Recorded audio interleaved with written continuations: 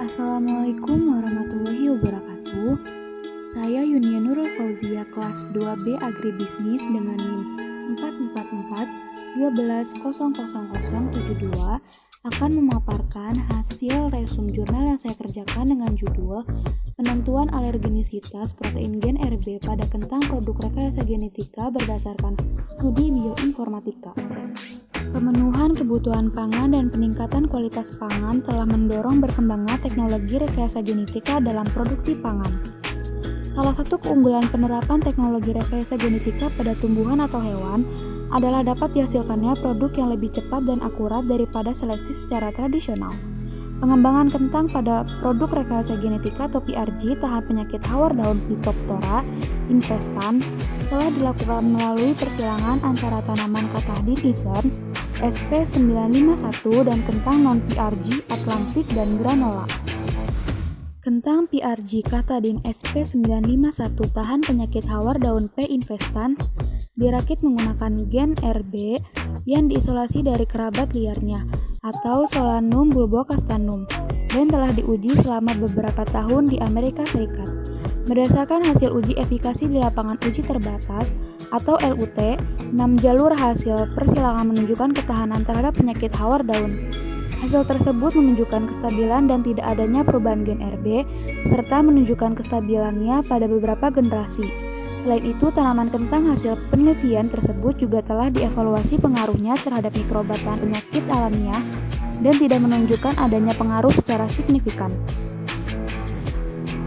Pelepasan tanaman PRG di Indonesia perlu memperhatikan sifat kehati-hatian dengan terbitnya Undang-Undang Nomor 7 Tahun 1996 tentang pangan. Dalam undang-undang tersebut, terutama pasal 13 disinggung soal produk pangan hasil rekayasa genetika. Pasal tersebut menyatakan bahwa produk pangan hasil rekayasa genetika harus diuji keamanan pangannya terlebih dahulu sebelum diedarkan secara komersial. Studi bioinformatika merupakan komponen kunci dari Kodeks Alimentarius tahun 2009 untuk penilaian adanya potensi alergen dari suatu protein baru. Peraturan dalam penilaian keamanan pangan suatu PRG mewajibkan untuk melakukan pembandingan sekuen protein baru atau adanya fusi protein suatu gen dengan protein alergen yang diketahui. Adapun tujuan dari penelitian ini yaitu bertujuan untuk mengetahui sekuen protein gen RB menggunakan studi bioinformatika dan untuk mengetahui berpotensi atau tidaknya protein gen RB ini sebagai alergen berdasarkan penjajaran dengan basis data protein alergen dari situs-situs basis data protein yang tersedia. Adapun metodologi dalam pencarian asam amino untuk mengevaluasi protein baru pada tanaman hasil rekayasa genetika atau makanan baru dan pembandingan sekuen protein baru dengan urutan protein alergen yang ada pada basis data dapat dilakukan melalui situs alergen online tahun 2010. Pencarian dilakukan dengan berbasis sistem algoritma dengan menggunakan perangkat lunak FASTA atau BLASTP. Pencarian dilakukan pada keseluruhan dan pada fragmen urutan asam amino yang bersebelahan secara bertahap, seperti full length, 80 asam amino, dan 8 asam amino.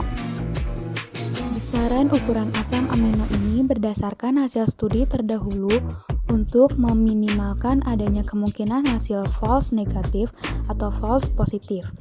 Metode ini digunakan untuk mengidentifikasi sekuen-sekuen yang kemungkinan menyerupai epitope protein alergen. Adapun metode lain yang digunakan untuk mengetahui kemungkinan terjadinya reaksi silang dengan alergen melalui keberadaan epitope adalah dengan pembacaan atau scanning pada sekuen pendek 8 asam amino. Penelusuran terhadap sekuen pendek ini dilakukan untuk menentukan kemiripan protein RB dengan protein alergen yang ada pada basis data. Dan yang terakhir yaitu studi bioinformatika homologi protein RB dengan protein-protein alergen menunjukkan bahwa protein RB secara full length homolog dengan 3 protein alergen, namun nilai kesamaannya jauh di bawah ambang batas. Untuk fragmen 80 asam amino dan sekuen pendek 8 asam amino, tidak ditemukan kemiripan antara protein RB dan protein alergen pada basis data. Dengan demikian, protein RB merupakan protein yang tidak berpotensi sebagai alergen terhadap manusia. Sekian pemaparan yang dapat saya sampaikan. Terima kasih. Wassalamualaikum warahmatullahi wabarakatuh.